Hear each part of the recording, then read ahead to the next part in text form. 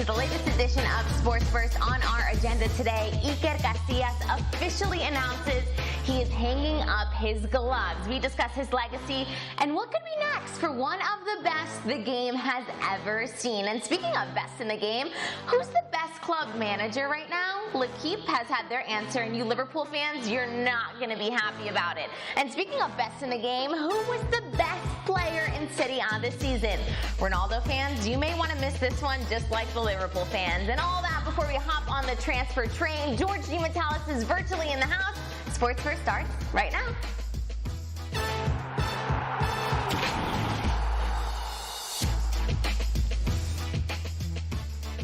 Hey party people, this is a reminder that this is an interactive show. It's all about you guys, so comment below and we'll get to your comments and questions throughout the show. Time to welcome in George D. Metellus.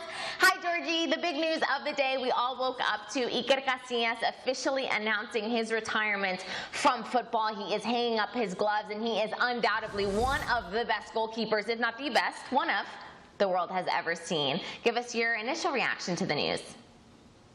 I'm not surprised because I know he had the issue with the heart attack during training a couple of months ago, and maybe the health concerns, when that is considered into it, or when you factor it into it, that might be the reason why he decided to retire. Because in terms of age, he still has plenty of football left. He still could be a very good goalkeeper. So I'm a little bit surprised that he decided to retire, but what does he have to accomplish anymore?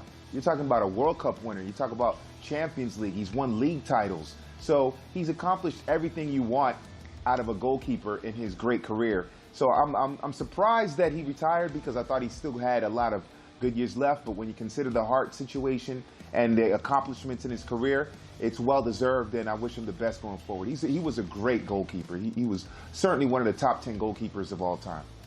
He certainly was. And yeah, for those of you that maybe weren't keeping tabs on Iker Casillas, he did suffer a heart attack in training with Porto last May.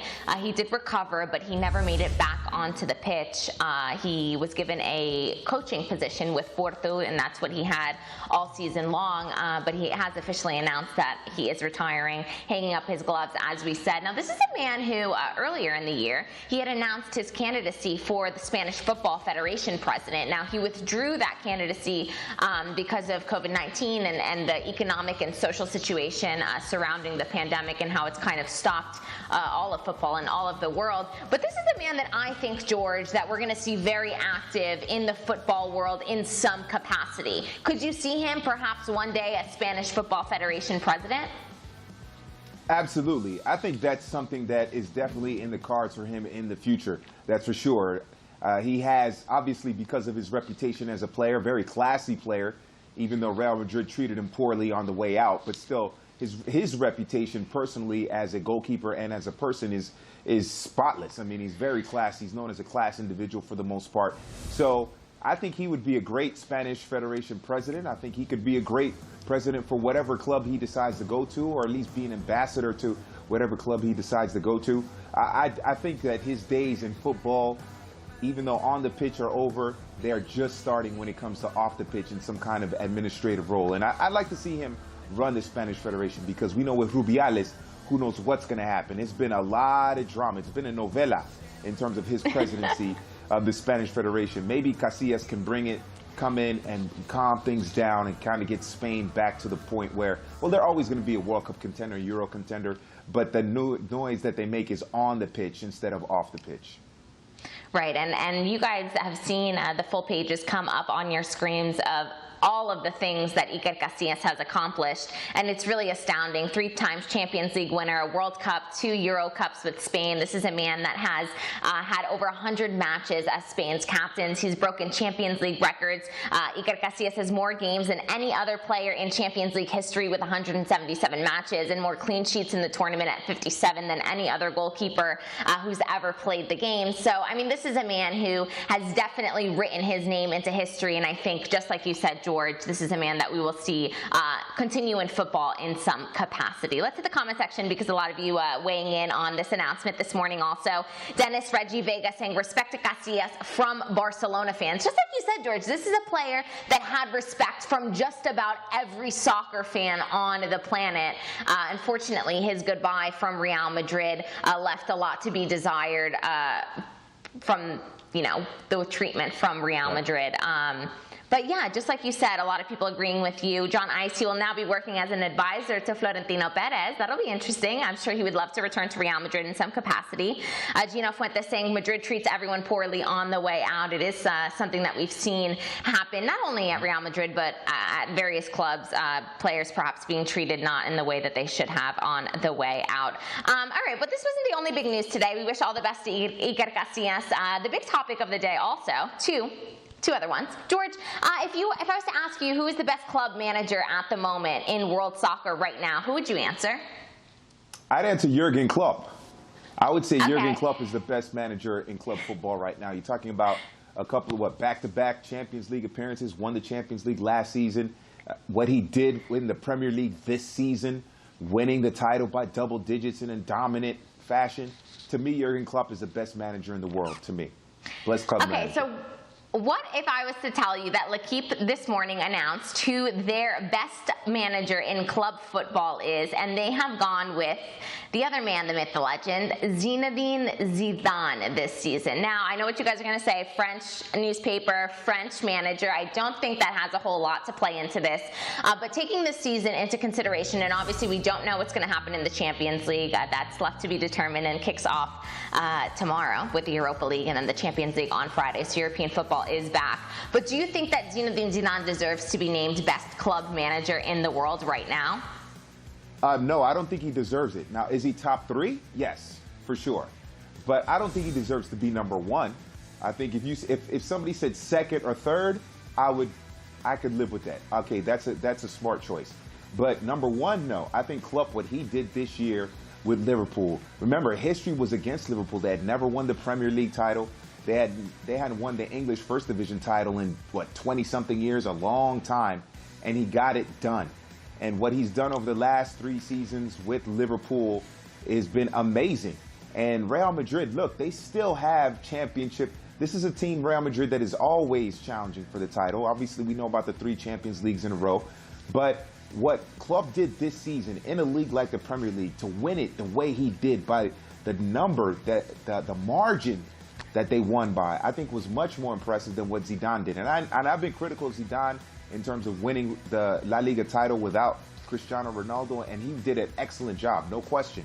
But Jurgen Klopp, he's the man right now. He is the man. And look, you mentioned French paper, French manager. That has something to do with it. Let's be honest. It has a little bit to do with it, okay? There's always a rivalry between France and Germany, okay? Jurgen Klopp is a German manager. He manages a team in England, so there's a rivalry between France and England as well. So I am not surprised that L'Equipe, a French newspaper or French sports daily, decided to name Zidane the best manager. But to me, Klopp is clearly the #1 manager in the world right now. Hi, George. I knew you were going to go there. I'm gonna stick with the team that says that this is all fair and just, and that there is a case to be made for Zinedine Zidane over Jurgen Klopp. But our comment section agrees with you, George. Brendan Burns saying Klopp is the best, but those 2 are the 2 best by far. So Brendan Burns thinks that it should be a duel between Klopp and Zinedine Zidane, but that ultimately Klopp should top him. If Paris wins the Champions League, Thomas Tuchel deserves to be considered for top manager. Now, would you agree? Thomas Tuchel, if he does ultimately complete the Champions League dream and win and lift the Champions League trophy, his team would have produced the quadruple this season. Is Thomas Tuchel's work a bit underrated on the world stage? Is it underrated? No. I think that he's got a great budget. That's what helps.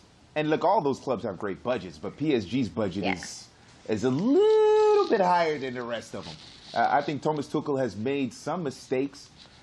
I think he's improved as a manager of PSG. He's learned to handle the media, the pressure of PSG manager. I think he's learned to handle Neymar and Mbappe a little bit better. So I certainly think he's rising up the ranks.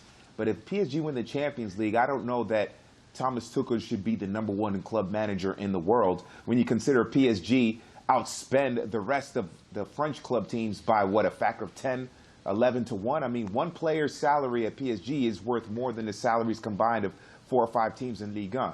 So he certainly has the budget, and it's not as equitable, or in terms of the spending, the budgets, it's tighter in the EPL between the top clubs than it is in Ligue 1. So I think that's why you have to give Klopp the advantage over him, even Zidane the advantage over him as well.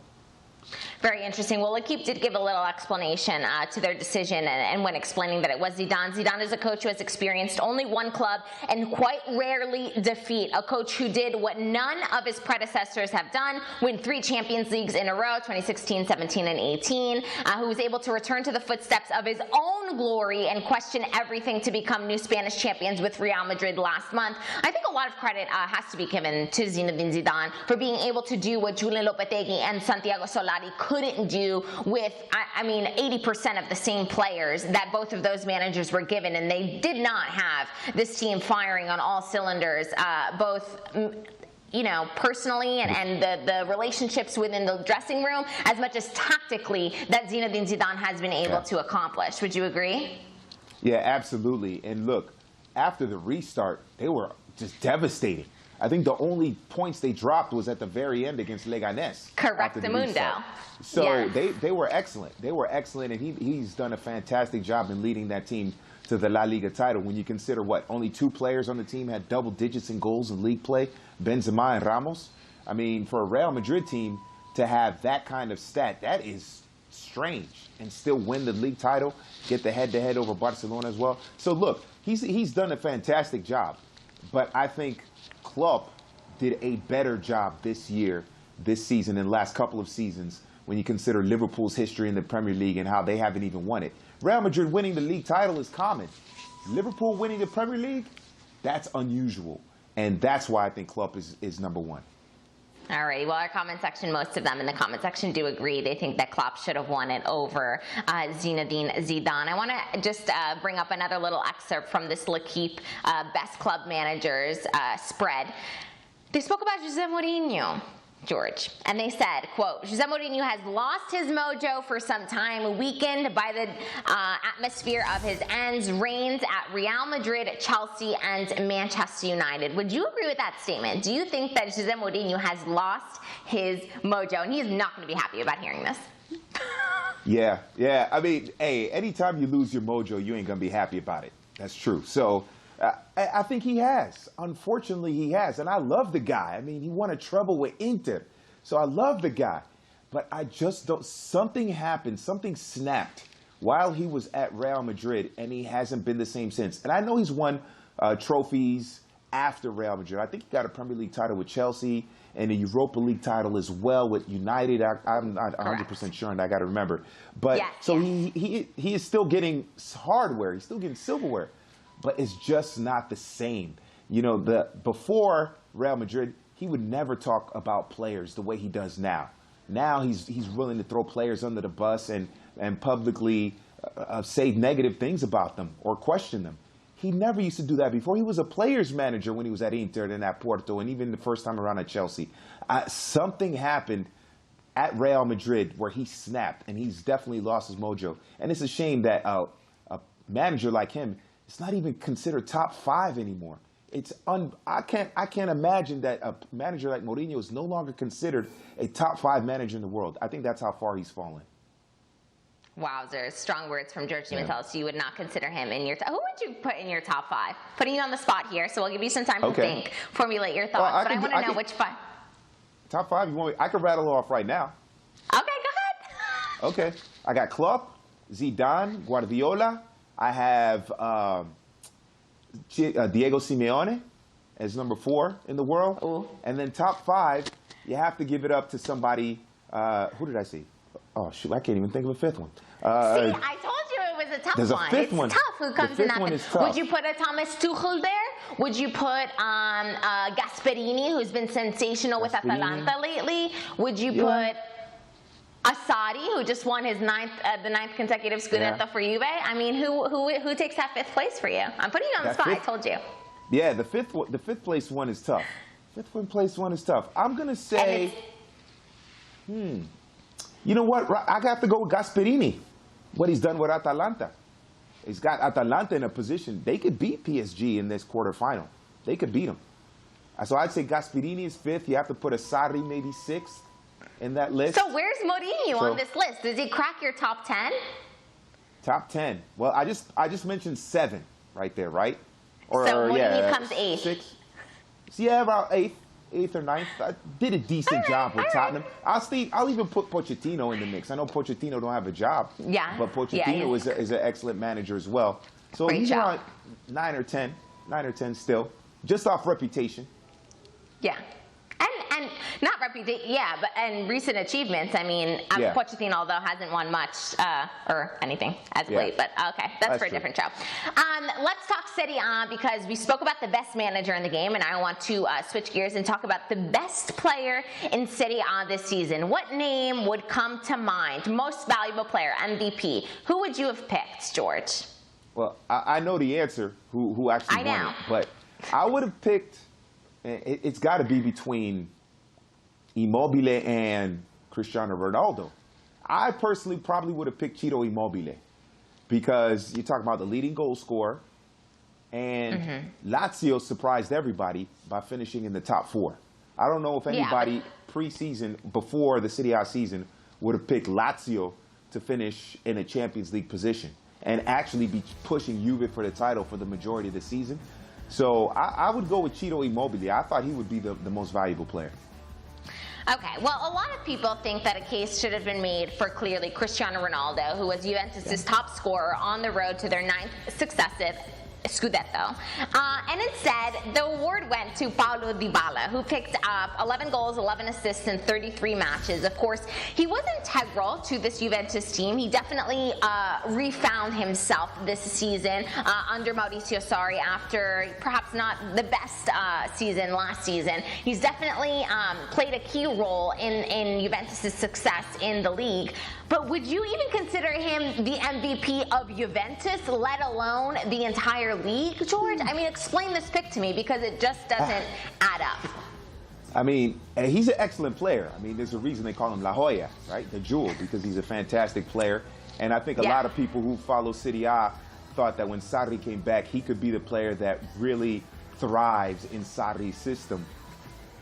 But man, I mean, Cristiano Ronaldo is right up there. He was 2nd, right there, level with Immobile in the race for the Capocannoniere. I don't know if Juve wins the title without Cristiano Ronaldo, so that makes him the most valuable player. And Dybala had an excellent season, but what was it? Were they 11 goals and 11 assists and 33 appearances? I'm pretty sure Cristiano appeared in more games in Serie A than Dybala. So he had. So I do have the stats. It's 33 matches also, but 31 goals and 6 assists. I mean, without the 31 goals provided by Cristiano Ronaldo, my question is, do Juve win the Scudetto? Now, this is obviously a hypothetical, and we don't know the answer, but I think that there's a case to be made that Cristiano Ronaldo played a more integral role to this Scudetto win than Paulo Dybala did. Yeah. I think I agree with you on that. I think those people who would suggest Dybala as the MVP will make a case that there are stats that you cannot measure or stats that you cannot use or numbers that are not available or that cannot be, or let me put it this way. His impact on the game is felt in a way that numbers cannot show, cannot demonstrate. And that's one thing about football that we all love is that players can be very effective, can be the most valuable player on the team, and there's no stats, quote-unquote stats, to back it up. You just have to watch the games and see how he influences. And I think that's probably the decision behind it. But, I mean, when Cristiano Ronaldo gives you almost in 30-plus goals in 33 appearances, 31 goals in 33 appearances, and Juve wins the Scudetto by 1 point because Inter 82-83 was the last numbers there. I mean, it's hard to make the case against Cristiano Ronaldo. I would have chosen Immobile, but I don't know. That's a tough one right there. I can see why the Dybala people would choose him, but he might not be the best, most valuable player on Juve. I think Ronaldo is clearly the most valuable player in Juve. Right.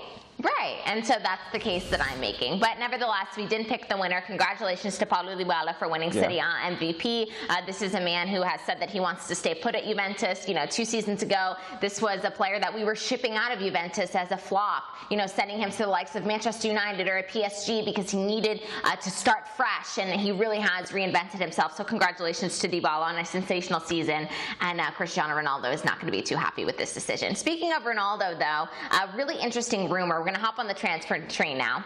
A really interesting rumor that before this pandemic hit, before COVID-19 changed the world as we know it, Cristiano Ronaldo was actually looking at the possibility of potentially going to PSG this summer, perhaps, thinking that he's already accomplished all there was to accomplish at Juventus, winning 2 Scudetto.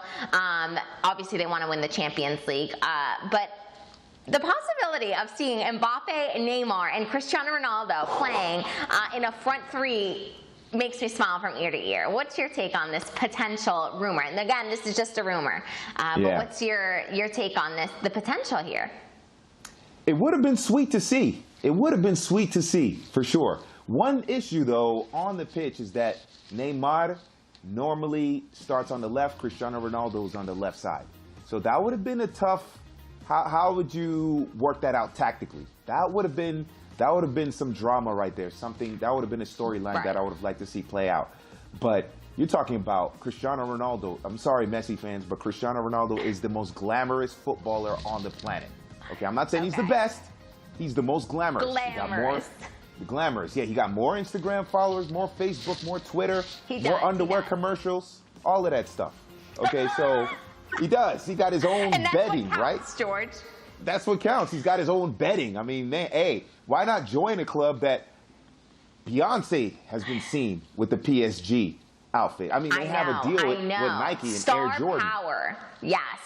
I think more than the football, it's that aspect of it that attracted Cristiano Ronaldo to PSG. More than the football, because Juve, no disrespect to the city of Torino, but it ain't nearly as fashionable as Paris. Now, Milan, yes, not Torino. So there's that aspect of it as well. But I would have loved to see that. I would have loved to see how Neymar, Mbappe, and Cristiano Ronaldo would have coexisted. And remember, Mbappe has stated that Cristiano Ronaldo was his idol growing up. So that would have been really interesting. That would be really interesting. And it also would have been really interesting to see Cristiano Ronaldo link up with Di Maria again and how they fit, both Di Maria and Icardi into that whole mix with Cristiano Ronaldo and Neymar and Mbappe. I'm all about it. I'd love to see it. But again, we don't think that these mega money moves are going to happen because of the way that this pandemic has affected the transfer market. But really interesting to think. And he's not the only player who's linked to PSG. James Rodriguez, and this is perhaps a feasible one. James Rodriguez, for those of you that don't know, is represented by Jorge Mendes, and Jorge Mendes has now offered James Rodriguez to PSG. Now, we know that Manchester United were interested in the Colombian, but Real Madrid want 35 mil for him. Manchester United were willing to pay 25 mil, so of course, Jorge Mendes, what does he do? He brings another club into the mix to stir the pot a bit. Perhaps PSG will be able to come closer to that 35. George, my question to you is, if you're James Rodriguez, which is more appealing to you, a move to Old Trafford or a move to the Parc des Princes? Well, first of all, let me say this. Jorge Mendes is a brilliant negotiator, man. I want him as my agent. He's fantastic. When it comes to getting deals done, he's amazing. Oof. This is a tough one. Best in the because, game. He's definitely the best in the game, Jorge Mendes, for sure. For James, man, going to Manchester United, I think would work out well for him because, and I know we spoke about this before, he doesn't have to be the leading playmaker. You have a brilliant playmaker already in Bruno Fernandes over there. So that would be a great move for James. But playing at PSG with Neymar and that crew, they could use him as well. I think he's someone that in the middle can play make a little bit and take some of the responsibility off of Verratti, for example. I think James is even better finisher than Verratti, so that could work well for PSG. Oh, man. In the end, it's just who's going to pay more. If both of them want, or both clubs are interested, whichever club is willing to give the higher transfer fee and then obviously settle personal terms with James, I think that he would fit well in both places. And he wouldn't have to be the star. He wouldn't have to be the playmaker or the center of attention in either place. So I think either one would work out well for him. But if you're talking about living in a glamorous city, in a glamorous club, and you know you're going to win the league title, you have to go with PSG. Yeah, it's true. I think PSG is my pick between the two. All right, we have 90 seconds left, so we're going to do a speed round of the transfer train. A little update on Jadon Sancho to Manchester United. The latest is that Jadon Sancho and the club have come to an agreement on personal terms. Jadon Sancho is expected to make $250,000 a week. George, what it would be like to earn that kind of money. He is lined up to be the most expensive English player in history. Now, this is, of course, not done and dusted, but the personal terms have been agreed on, and so this is headed in the done direction. Next up, Martin Braithwaite linked with a move to West Ham. Now, Barcelona purchased him for 18 mil.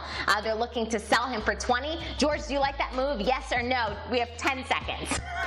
Yes, go for it. Go for it, Marty. Go for it.